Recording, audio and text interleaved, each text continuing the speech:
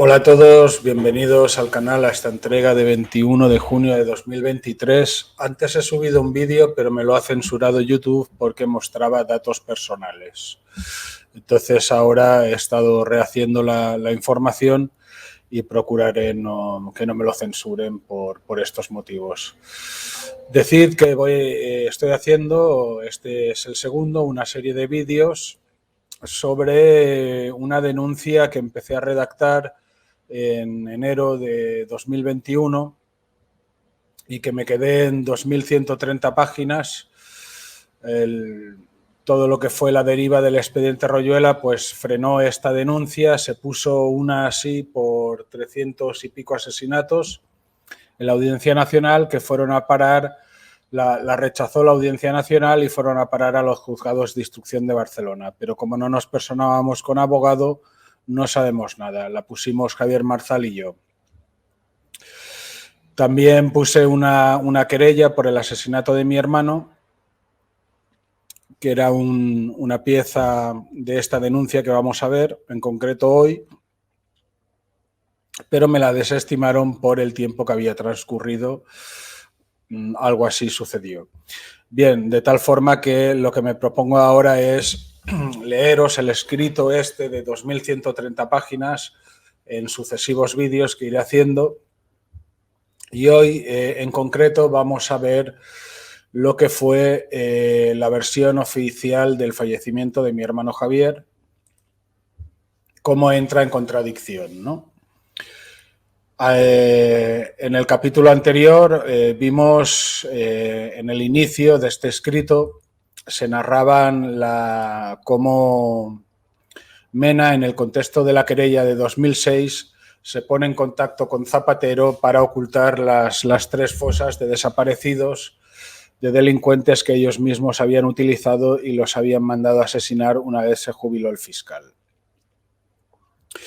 El asesinato de mi hermano Javier, el 29 de mayo de 1993, en 20 años prescribe, pero las últimas diligencias que se abrieron, instruidas contra los autores, son del año 2009.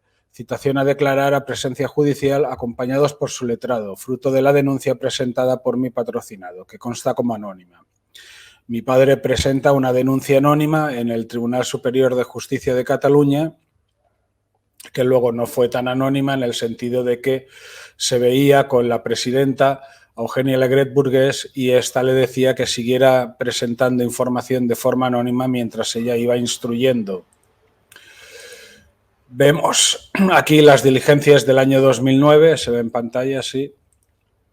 Tribunal Superior de Justicia de Cataluña, Secretaría de Gobierno, a la atención de la excelentísima señor fiscal jefe del Tribunal Superior de Justicia de Cataluña. Barcelona, 16 de julio de 2009. Número de referencia OAC indeterminadas. Excelentísima señora, en cumplimiento del acordado por la Sala de la Presidencia del Tribunal Superior de Justicia de Cataluña en el procedimiento señalado al margen dimanante de denuncia anónima, ruego a su señoría ponga a disposición de este tribunal en el menor espacio de tiempo posible documentos manuscritos del exfiscal jefe don José María Mena Álvarez, que obren en esas dependencias en cantidad suficiente para iniciar un estudio, por ser pieza necesaria en el procedimiento de referencia. Atentamente firmado María Eugènia Alegret Burguès, presidenta del Tribunal Superior de Justicia de Cataluña. Aquí podéis ver los sellos de la Fiscalía, salida, número de registro 8627/2009 AC, del 17 del 8 del 2009, destinación TSJC Barcelona. Barcelona, 17 de agosto de 2009, excelentísima señora, doña María Eugènia Alegret Burguès, presidenta del Tribunal Superior de Justicia de Cataluña. Barcelona, excelentísima señora, respondiendo al contenido de su escrito de fecha de 13 de julio de 2009, referencias indeterminadas, donde solicitaba la remisión en cantidad suficiente para la práctica de ciertas diligencias, documentos manuscritos del exfiscal jefe don José María Mena Álvarez, obrantes en la Fiscalía de este tribunal. Adjunto le remito por triplicado a los efectos oportunos los 20 documentos manuscritos cuya relación consta al pie del presente escrito. significándole que con esta fecha se ponen los hechos en conocimiento del Consejo General del Poder Judicial, Inspección de Tribunales. Lo primero que hizo Eugenia Alegret Burgués era comparar las notas, las caligrafías, y solicitaron al jefe de archivo que remitiera documentación. En una primera entrega, ya veremos más, le remiten 20 documentos manuscritos, firmado por la fiscal jefe María Teresa Conte Massacs, de aquel entonces, del año 2009. Y vemos aquí cómo le remiten las famosas notas. Estas son fotocopias de indubitadas que encontraron la presidenta del Tribunal Superior de Justicia de Cataluña en el archivo de la Fiscalía. Se las remiten a ella, puesto que quería cotejarlas con la que les entregaba a mi padre. Bien, lo que hago yo en la exposición de mi denuncia pública a día de hoy, deciros que ya se ha puesto en contacto conmigo un abogado para ayudarme en esta denuncia. A día de hoy es pública, que es lo único ya que se puede hacer, porque aquí no hay ningún juzgado que admita nada, pues que sirva como denuncia pública. Se ha puesto en contacto un abogado para ayudarme, que también colabora con ACODAP, y a ver si esto pues se puede rehacer, sintetizar y poner una denuncia en la Audiencia Nacional, entiendo yo, o donde sea pertinente, ¿no? Vemos aquí cómo le remiten caligrafía del fiscal Mena a la presidenta del Tribunal Superior de Justicia de Cataluña, cayendo en cuenta de que se trataba de la misma letra que le enseñaba a mi padre. Voy pasando.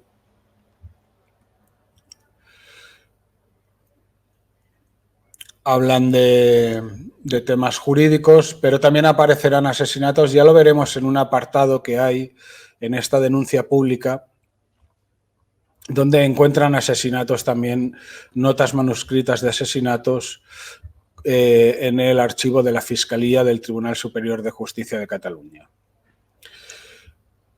Bueno, simplemente os muestro esto para que sepáis que en el año 2009 se actuó contra estas personas. Una vez la justicia actúa, el plazo se renueva por 20 años más.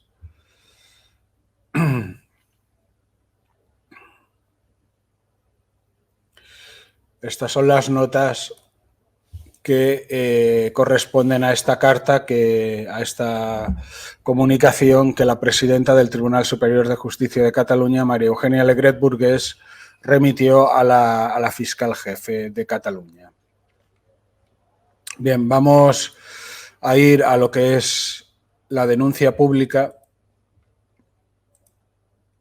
Primero veremos lo que es la versión oficial del fallecimiento de mi hermano y las contradicciones en las que incurren. Últimas diligencias judiciales instruidas. Por este caso, esperad que lo comparto. Se abrieron citaciones también.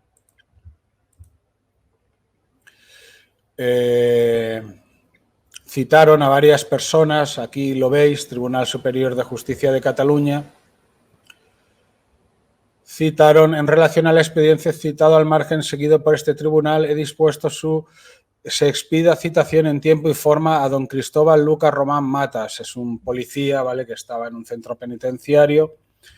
Vamos a ver cómo van citando a gente, y entre ellos citan también al fiscal Mena, incluso a mi padre en calidad de testigo. El fiscal Mena lo hacen con abogado que se persone, pero finalmente, como todo esto fue a parar al Consejo General del Poder Judicial, le llegó la información a José María Mena Álvarez, quien se reunió con la presidenta y logró que cerrasen estas diligencias que estáis viendo en pantalla. Aquí citan a un tal Roberto de Prádena. Aquí citan a Jorge Irigaray García de la Serrana. Vemos Tribunal Superior de Justicia de Cataluña, Secretaría de Gobierno, Barcelona, 23 de septiembre de 2009. En relación al expediente citado al margen, seguido por este tribunal, he dispuesto se expida citación en tiempo y forma a don Jorge Irigaray García de la Serrana, en el domicilio obrante en Diligencias, para que comparezca ante mí el próximo día 2 de noviembre de los Corrientes, a las 10:30. Este señor era un corresponsal de Mena que le traía las notas de la clínica abortista del doctor Morín o de distintos jueces o policías a los que le hacía nota de entrega y después la devolvía al fiscal Mena. Aquí vemos a la fiscal y podremos ver la de Mena. Perdonad que hay cortes. Aquí, en relación al expediente citado al margen, seguido por este tribunal, he dispuesto se expida citación en tiempo y forma a don José María Mena Álvarez, en el domicilio obrante en Diligencias, para que comparezca el próximo día ante mí, el próximo día 3 de noviembre de los Corrientes.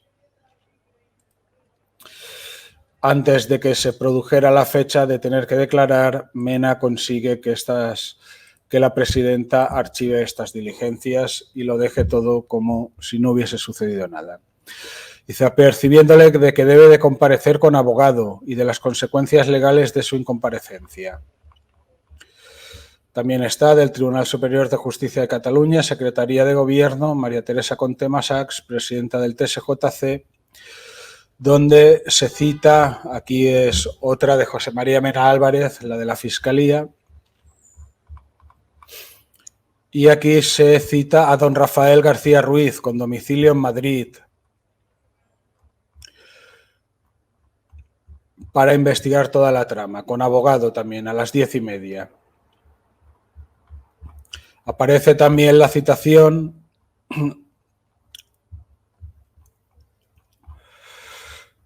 esperad que siempre viene la de la Fiscalía después. Aquí, indeterminadas 2009, Barcelona, 23 de septiembre de 2009, Tribunal Superior de Justicia de Cataluña, Secretaría de Gobierno, para que comparezca en tiempo y forma don Juan Manuel García Peña, con domicilio en Madrid, que obra en Diligencias y que se presente el día 5 de noviembre de las Corrientes a las 10:30. Vemos aquí la de Teresa Conte Massacs, también de Juan Manuel García Peña. Alberto Royuela Fernández, en el domicilio también que se presente en el domicilio obrante en Diligencias para que comparezca ante mí el próximo día 6 de noviembre de los Corrientes. Si observáis, no le cita con abogado, con lo cual le cita en calidad de testigo, ya que era persona perjudicada en las diligencias que se estaban investigando, que procedían de denuncia anónima, pero que Eugenia Legret Burgués mantenía contacto con mi padre conforme las instruía y le decía que continuara mandándole notas por vía anónima, que ella seguiría instruyendo. Ahora sí, vamos al escrito mío de la querella denuncia pública. Dice, dicho asesinato contemplado de forma aislada no prescribirá hasta el año 2029. Desarrollo de los hechos. Primer intento de ocultación. Ausencia de comunicación oficial a la familia, quienes se enteran solo por casualidad de la muerte de Javier Royuela Samit. El 30 de mayo del 93, Mauricio Royuela Samit se entera por su amigo Jordi Silvestre Sánchez, quien acude a la casa de Mauricio, que su hermano ha aparecido muerto en un parque cerca de la calle San Pablo de Barcelona. La información que le comunica Jordi Silvestre a Mauricio Royuela procede de la hermana de Jordi, Pilar Silvestre Sánchez, miembro de la Guardia Urbana de Barcelona, destinada el día 30 de mayo de 1993 en la unidad UT1 de las Ramblas 43, Oficina de Denuncias de la Guardia Urbana. Pilar Silvestre Sánchez, estando en dicha oficina, observó en los plafones de fallecidos el apellido de Royuela, siendo así que recordó que su hermano Jordi era amigo de la familia y procedió a darle instrucciones al mismo para que lo comunicara a la familia Royuela. Según Pilar, ningún funcionario del cuerpo policial se trasladó al domicilio y estuvieron llamando por teléfono a un número que no contestaba a nadie, al parecer erróneo según entendemos. Dice el escrito, por lo que interesa esta parte, se ha citado a la señora Pilar Silvestre Sánchez a declarar como testigo de la acusación. Como podemos ver, la familia Royuela estuvo un día entero buscando a Javier Royuela Samit por hospitales y comisarías, siendo incluso que se enteraron del fallecimiento de Javier Royuela Samit de una forma extraoficial y de casualidad, sin que hubiera comunicación alguna por parte de la autoridad. De no haber conocido la Guardia Urbana Pilar a la familia Royuela, esta no se hubiese enterado del fallecimiento de su hijo, al menos hasta mucho más tarde, y el cuerpo de este hubiera sido, con toda probabilidad, incinerado, como seguiremos argumentando en esta denuncia más adelante. Dice 1.2 de los atestados y diligencias policiales y judiciales de la muerte de Javier Royuela Samit. Ese mismo domingo 30 de mayo de 1993, don Alberto Royuela Fernández, padre de Javier Royuela Samit, se persona en la comisaría de la Policía Nacional, cita en las Ramblas de Barcelona a las 17 horas para pedir explicaciones y que le informaran de la noticia. La respuesta de los funcionarios del Cuerpo de Policía Nacional fue que estuvieron llamando insistentemente por teléfono a la familia sin obtener resultados positivos. Se acompaña documento número 1 y que obran las diligencias de instrucción 414-93G del Juzgado de Instrucción número 17 de Barcelona. Cosa que, como veremos en los atestados policiales y en las diligencias de instrucción del levantamiento del cadáver, no cuadra, dado que en ellos se habla de un varón no identificado, al parecer de raza árabe. Si se trataba de un individuo no identificado, ¿por qué y sobre todo a quién llamaban por teléfono? Por causa de estas alarmantes incongruencias, la familia estuvo día y medio sin saber de Javier Royuela Samit, enterándose de su muerte casualmente a través de un amigo de la familia. Con fecha sábado 29 de mayo de 1993, según se aporta en el documento número 2, sobre las 18:20, los funcionarios del Cuerpo Nacional de Policía números 70.740 y 70.589, comisionados previamente por la sala del 091, se personaron en una zona jardinada sita a la altura del número 92 de la calle San Pablo de Barcelona, exactamente frente al cuartel de la Guardia Civil allí ubicado, donde se encontraron a una dotación de la ambulancia de los bomberos S10, la cual les participa que la persona hallada en el césped del citado parque era cadáver. Como consta en las diligencias policiales que se acompañan en el documento 3 y en la comparecencia de los citados policías del Cuerpo Nacional, en el lugar de los hechos se encontraba una dotación de la Guardia Urbana, KC 420. Y el cadáver portaba el DNI tal, tratándose el fallecido de Javier Royuela Samit, con DNI número tal, nacido en Barcelona el 19 del 9 de 1970, hijo de Alberto y Catalina, con domicilio en calle tal de esta ciudad. Así resulta de la comparecencia efectuada por dichos agentes policiales en la comisaría del distrito Ramblas de Barcelona, a las 21 horas del propio 29 de mayo de 1993. Dicha comparecencia obra en las diligencias indeterminada 414-1993 del Juzgado de Instrucción número 17 de Barcelona, como consecuencia del referido hallazgo. Se aporta como documento 3M testimonio íntegro del citado procedimiento. En la mencionada comparecencia de los agentes 70.740 y 70.589, efectuada a las 21 horas en la comisaría del distrito Ramblas, se menciona a una persona llamada Jorge Juan Pérez Sanjurjo, nacido en La Coruña el 23 del 10 del 58, hijo de Eduardo y María, el cual manifiesta haber visto al finado junto a dos individuos en la citada plaza a las 11 horas de la mañana, con síntomas de estar drogado. Como se desarrollará y se verá más adelante, la figura de Jorge Juan Pérez Sanjurjo no es casual en estos desarrollos de los hechos. En la citada comparecencia se dice por parte de los agentes que sobre las 19:20 horas se personó el gabinete de identificación para realizar un reportaje fotográfico y que a las 20:10 horas se personó la comitiva judicial del juzgado número 17 de instrucción de Barcelona en funciones de guardia, la cual ordena el levantamiento del cadáver con las antes mencionadas diligencias indeterminadas 414-93G. En la comparecencia se dice también que el cadáver fue trasladado por la ambulancia A99 al Instituto Anatómico Forense del Hospital Clínico y que el DNI del fallecido quedó en posesión del juez de guardia. Se transcribe que los agentes policiales hacen uso del derecho de no firmar dicha diligencia por cuestiones laborales de reincorporación a sus trabajos. Se pueden ver estas diligencias. Un momento.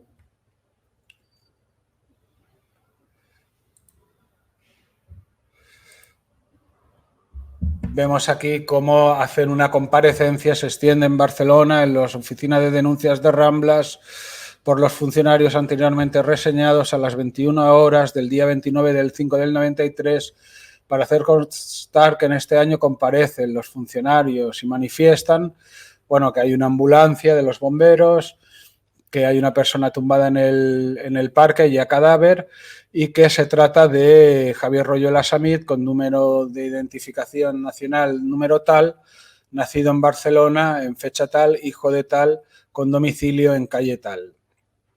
Lo he tachado para que no haya problemas. Y mencionan al tal Jorge Pérez Sanjurjo.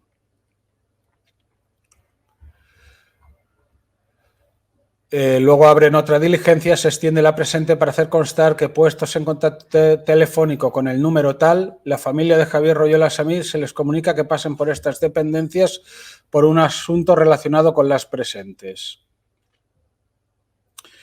Bien, cuando en todo momento a nivel judicial estaban diciendo varón no identificado, al parecer de raza árabe, como vemos aquí. Todo esto se aporta como prueba el expediente.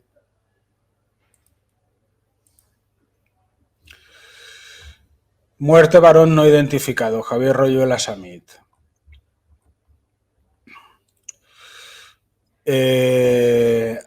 Abren las diligencias indeterminadas y dicen que se trata de una persona no identificada, al parecer de raza árabe. Como dicen aquí, la persona no identificada, ¿vale?, están en todo momento con que no es identificada, cuando la policía ha hecho ya comparecencias de que el DNI había quedado en manos del juez de instrucción de guardia, del juzgado número 17, y que habían identificado a la persona, se trataba de Javier Royola Samit. Sigamos con el escrito de denuncia, en este caso pública. Será largo, pensad que vamos a tocar muchos asesinatos en esta serie de vídeos. Dice, sin embargo, a pesar de que a las 18:10 horas el cadáver de Javier Royola Samit ya era identificado por portar su DNI, como hemos visto en la declaración de los agentes policiales comisionados por la Sala del 091, el instructor del Cuerpo Nacional de Policía con número 63.973 de la Oficina de Denuncias de las Ramblas, documento número 4, el mismo día 29 de mayo de 1993 y a las 19:45, 1 hora y 5 minutos más tarde, extendía diligencias para hacer constar que momentos antes se había recibido una llamada telefónica de la Sala del 091, con número de telefonema de esa dependencia 815, notificando el hallazgo de un cadáver, resultando ser el finado un hombre indocumentado de 25 a 27 años, en un parquecito en la calle San Pablo 92 de Barcelona, al parecer por sobredosis. La misma diligencia continúa diciendo que en el lugar de los hechos permanece una dotación del Cuerpo Nacional de Policía, hasta que se decrete el levantamiento de cadáver, teniendo dicha dotación indicaciones de pasar posteriormente por esa dependencia para ampliar datos. La comparecencia de los dos mencionados agentes anteriormente. Posteriormente, el instructor 63.973 amplía la diligencia para hacer constar que los citados hechos los ha comunicado la Sala del 091 a la Brigada Provincial de la Policía Judicial, al Gabinete de Identificación y al Juzgado de Instrucción de Guardia, según consta en el telefonema 1697 de la misma. En las mismas diligencias policiales que se acompañan, en el documento 4 se puede leer: puestos en contacto telefónico con el número tal, la familia de Javier Royola Samit se les comunica que pasen por estas dependencias por un asunto relacionado con las presentes.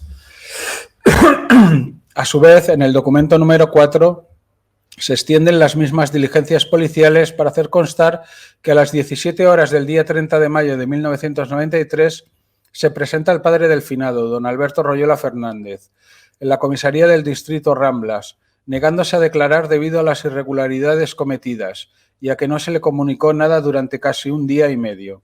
El señor Royuela y esta parte que denuncia no comprenden qué sentido puede tener que los funcionarios de policía anduvieran buscando y llamando por teléfono a los familiares de un varón no identificado, al margen de la zozobra que supone el hecho de estar día y medio buscando por hospitales y comisarías y, para mayor escarnio, enterarse del fallecimiento de su hijo por casualidad, a través de un conocido. Lo cierto es que tras el estudio de los hechos que en esta querella se destapan, adquiere mucho más sentido pensar que se trató de ocultar a la familia de Javier Royuela que éste había dejado de existir, con el fin de que quedara impune su asesinato. De otro lado, y siguiendo en esta línea de manipulaciones y ocultaciones sobre el asunto, nos encontramos con las diligencias indeterminadas 414-1993-G del Juzgado de Instrucción número 17 de Barcelona, en donde dicen haber recibido una llamada del servicio del 091 de la policía, informado que ha sido hallado en la vía pública, en la dirección ya reseñada, el cadáver de un varón no identificado, al parecer de raza árabe, diciendo a su vez que interviene la comisaría de las Ramblas. Aportamos documento número 6.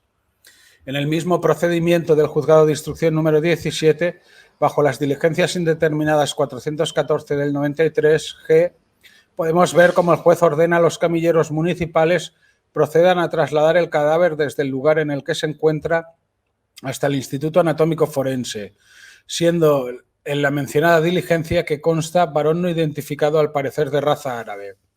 A su vez, las diligencias se amplían por parte del Juzgado 17 de Instrucción, ordenando al Instituto Anatómico Forense admitan el cadáver transportado por los camilleros municipales del varón no identificado, al parecer de raza árabe. Documento número 6. Cabe recordar que Javier Royola Samit era portador de su DNI cuando falleció, como dice el atestado policial antes mencionado, y quienes aseguran que fue el Juzgado de Instrucción número 17 quien se hizo cargo de dicho documento nacional de identidad. Dice, este conjunto de incongruencias, que podría pensarse fruto de negligencias concatenadas, como antes hemos apuntado y se expondrá en la presente querella, responde a una intención premeditada y en sí misma delictiva, por tanto, de ocultación del asesinato de Javier Royola Samit. Sin embargo, y aunque obviamente lo sucedido era notoriamente anómalo, especialmente por la concurrencia del insólito hecho de que no se pidiera a los padres o hermanos del difunto el preceptivo reconocimiento del cadáver ante el juzgado, pero el padre de mi representado, fuertemente afectado y trastornado por el impacto que el suceso le produjo, no llegó a comprender la importancia que tenía el hecho de que, mediante la falaz notificación al juzgado de que se trataba de un cadáver no identificado, se había evitado durante más de un día que su familia tuviera conocimiento del hecho y que pudiera intervenir en las primeras diligencias tendentes a su esclarecimiento, que es cuando lo amañan, lo amañan todo.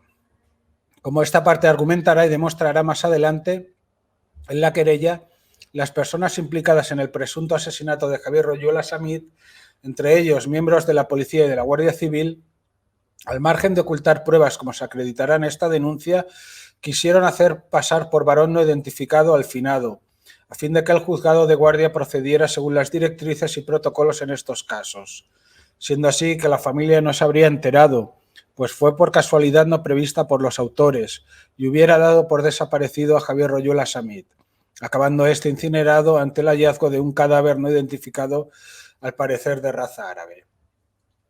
Ahora continúa porque nos trasladaremos al año 2001-2003, donde mi padre va solicitando el expediente al juzgado.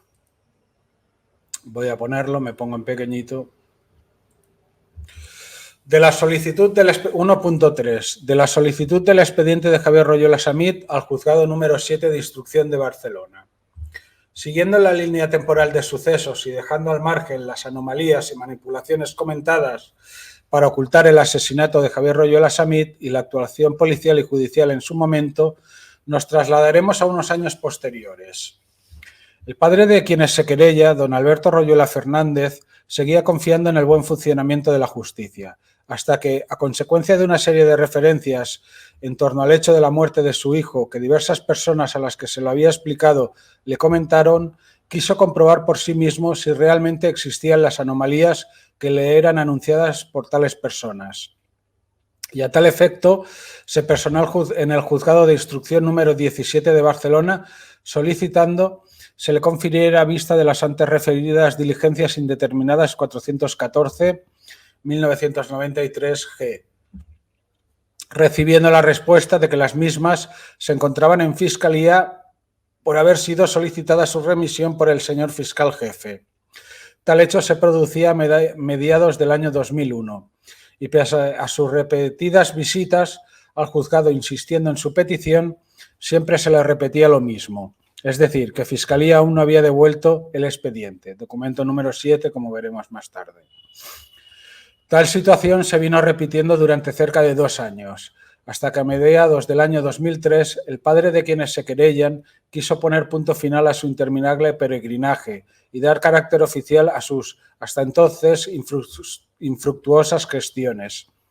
Y se personó ante el juzgado por medio de procurador de los tribunales provisto del correspondiente poder, interesando el desarchivo de la causa y que se le diera vista de lo en ella actuado. Y en lo referente a esta cuestión, esta parte que se querella quiere resaltar el contenido de los documentos que se aportan como número 8, que acreditan la solicitud del expediente por parte del fiscal jefe de Cataluña, José María Mena Álvarez, en fecha 17 de junio de 2001, y la real efectividad de su devolución el 31 de julio de 2003, conforme a lo que en tal sentido informa al mismo querellado Juan Manuel García Peña, Policía Nacional adscrito a la Fiscalía, en su nota informativa que se aporta como documento número 8, quedado acreditada la retención durante tal periodo de tiempo por mor del ordenado por el fiscal jefe señor Mena Álvarez, por medio de las notas manuscritas del citado documento número 8.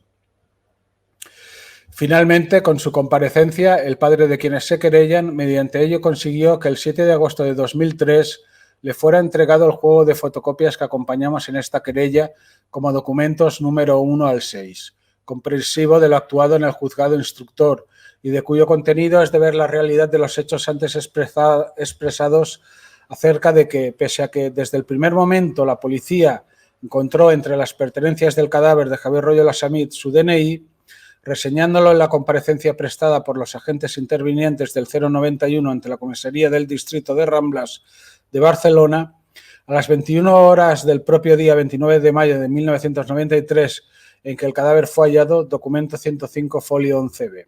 Se hizo constar en la comunicación al juzgado que se trataba de persona no identificada e indocumentada, lo que produjo el efecto de que la familia del difunto no se enterara del luctuoso evento hasta las 16 horas del día 30 de mayo de 1993, y ello de manera casual por información de tercera persona, recibiendo la torpe y pueril excusa policial de que los habían estado llamando a su domicilio sin que nadie respondiera a las llamadas. Continúa y dice: los hechos expuestos hasta aquí, si bien anómalos y altamente censurables, no motivarían esta querella si no seguimos en la línea temporal de sucesos que a continuación exponemos y que terminarán concluyendo que la muerte de Javier Royuela Samit no fue debida a una sobredosis por rechazo a las sustancias inyectadas, sino que se trató de un asesinato alevoso y premeditado cometido por terceras personas, como argumentaremos más adelante. Esta representación quiere poner de manifiesto a su señoría que, dadas las dimensiones de los delitos que se van a denunciar en esta querella y la trama extensa de la misma, deberemos transcribir al detalle un gran volumen de notas manuscritas atribuidas a los querellados, quienes, dentro de lo que parece apuntar a un servicio de información y de crimen perfectamente organizado, dejaron manuscritos sus actos delictivos, actuando de forma protocolaria y archivando cada delito en expedientes que custodiaba el entonces fiscal jefe de Cataluña, don José María Mena Álvarez. El padre de mi mandante percibía claramente los hechos expuestos hasta aquí como anómalos y altamente censurables. Sin embargo, ello solo no hubiera motivado la interposición de la querella que presentó en el 2006. Si, siguiendo la línea temporal de sucesos que a continuación expondremos, no hubiera terminado concluyendo que la muerte de su hijo Javier Royuela Samit no fue debida a una sobredosis por rechazo a las sustancias inyectadas, sino que fue fruto de un acto humano consciente y voluntario, llevado a cabo por terceras personas puestas de común acuerdo y dirigido expresamente a producirle la muerte, es decir, un vil asesinato cometido con premeditación, alevosía y abuso de confianza contra una persona extremadamente débil, tal como oportunamente acreditará esta parte en el momento procesal oportuno e irá analizando a lo largo de este escrito de denuncia. Y luego entraríamos ya en el capítulo 2 de la obtención de un fichero personal de información con contenidos que tratan todos de ilícitos del fiscal jefe de Cataluña, señor José María Mena Álvarez. Vamos a ver parte de la documental que hemos estado exponiendo.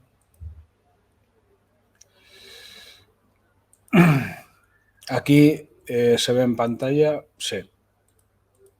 Al juzgado de instrucción número 17, diligencias indeterminadas, José Rafael Ros Fernández, procurador de los tribunales, y de Alberto Royola Fernández, cuya representación acredita la escritura de poderes que acompaño, como mejor proceda, digo. Esto es el 28 del 7 de 2003. Que en representación del padre del fallecido comparezco en las presentes actuaciones, interesándose desarchive la causa y se entregue copia del actuado, por lo que suplico al juzgado acuerde tenerme por parte en esta causa, dándome visto de lo actuado y mande se entiendan conmigo las sucesivas actuaciones. Barcelona, 25 de julio de 2003.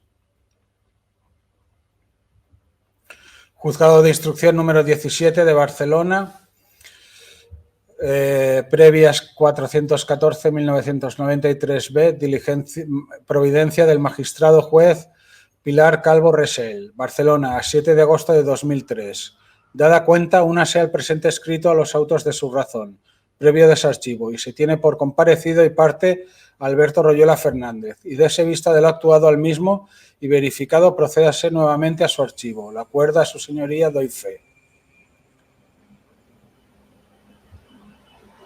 Cédula de notificación del juzgado de instrucción número 17 de Barcelona, clase y número de procedimiento previas 414-1993B, nombre del representado Alberto Royola Fernández, fecha y clase de resolución 7 de agosto de 2003, providencia.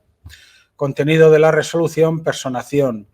En el día de la fecha y en los autos de referencia se ha dictado la resolución que se acompaña a la presente y para que sirva de la notificación en legal forma a todos los fines dispuestos a los procuradores de las partes, libro y firmo la presente en Barcelona a 7 de agosto de 2003. Bueno, como se persona mi padre en el 2003 en agosto, y aquí aparece nota de Mena con papel oficial de la Administración de Justicia de Cataluña y con el sello. Se tiene el original, es el documento número 101 aportado a la querella de 2006, 17 de junio de 2001. En el 2001 ya, juzgado de instrucción número 17. Ruego se sirva remitirme para la comprobación de ciertos datos las diligencias 414-93, indeterminadas, sobre fallecimiento de Javier Royola Samit, por tener en ello interés personal. Firmado José María Mena Álvarez. Esto es un documento oficial, como veis, con el sello de la Justicia de Cataluña, Administración de Justicia de Cataluña, pone aquí en el lateral, como podéis ver. Ya de por sí es una indubitada. 414-93, el documento que se aportó a la querella número 102, pone aquí, es que es difícil la letra de Mena. Si alguna vez el juzgado reclama estas diligencias, es decir, que se han extraviado. Firmado por José María Mena Álvarez. Una nota dirigida a Ruiz, Javier Royola Samit, juzgado de instrucción número 17, indeterminadas 414 del 93. Royola padre solicita devolución del DNI de su hijo. Si insiste que el juzgado se disculpe tantas veces como haga falta, pero que diga que lo ha extraviado. Esto ya no es en una nota propia de la Fiscalía, sino en una hoja tal cual, no tiene nada que ver. Aquí son las indeterminadas, como se persona mi padre.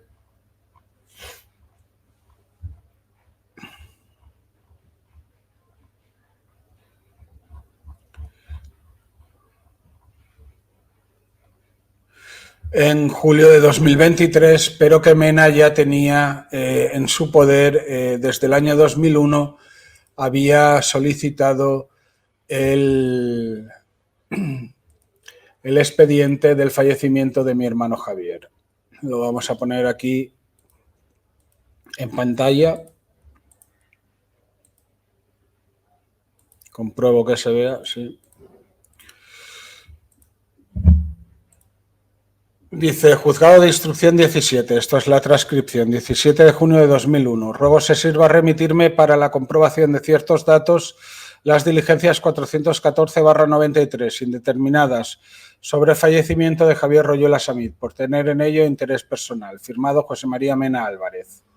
Transcripción literal de la nota manuscrita, que está aquí, como podemos comprobar, lleva el sello con el escudo de España, y aquí en el lateral pone Administració de Justícia de Cataluña, Administración de Justicia de Cataluña. Ruego se sirvan remitirle las indeterminadas 414 por tener especial interés, la nota manuscrita de Mena, en un papel de la Fiscalía cuando lo solicita. 414 nota, si alguna vez el juzgado reclama estas diligencias, decir que se han extraviado. Firmado José María Mena Álvarez. Transcripción literal de la nota. 414 del 93, si alguna vez el juzgado reclama estas diligencias, decir que se han extraviado. Firmado José María Mena Álvarez. Documento número 3, Ruiz, sargento de la Guardia Civil, Javier Royuela Samit. Comprueba que no existan en los archivos de la Guardia Civil otros documentos que no sean los que aparecen en el expediente, y si existen, que se destruyan. Únicamente debe figurar lo que hay y conste en el juzgado. Transcripción literal de la nota que vemos a continuación.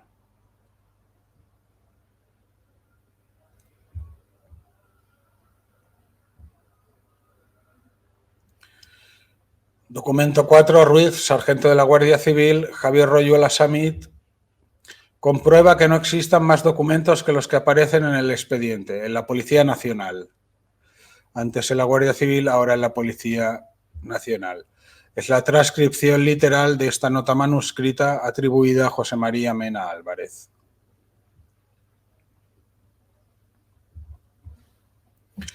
Ruiz, Javier Royuela Samit, Juzgado de Instrucción número 17, indeterminadas 414/93. Royuela, padre, solicita devolución del DNI de su hijo. Se insiste que el juzgado se disculpe tantas veces como haga falta, pero que diga que se ha extraviado. Transcripción literal de esta nota manuscrita que vemos en pantalla, escrita por el exfiscal José María Mena Álvarez. Documento número 6, asunto expediente Javier Royuela Samit. Devuelto por Juan Manuel al juzgado de instrucción el 31 del 7 de 2003, que es cuando mi padre ya se persona, como hemos visto antes, con el procurador. Todo correcto. Le dice, Royuela padre solicita devolución del DNI de su hijo. Vemos la nota manuscrita. Asunto expediente Javier Royuela Samit, devuelto por Juan Manuel al juzgado de instrucción el 31 del 7 de 2003. Todo correcto. Bueno, pues, ¿qué hacía este señor en el año del año 2001 hasta el 2003, que decide mi padre personarse con procurador? ¿Qué hacía con el expediente de mi hermano Javier reteniéndolo, ¿no? Y vemos aquí, para aquellos que tanto dudan, cómo aparece una nota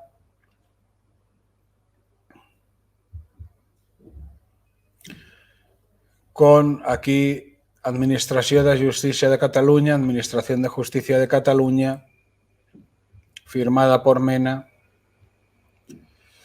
con el escudo de España, 17 de junio de 2001, juzgado de instrucción número 17. Ruego se sirva a remitirme para la comprobación de ciertos datos las diligencias 414-93 indeterminadas sobre fallecimiento de Javier Royuela Samit, por tener en ello interés personal. Firmado José María Mena Álvarez, cuando solicita al juzgado número 17 las diligencias del fallecimiento de mi hermano Javier.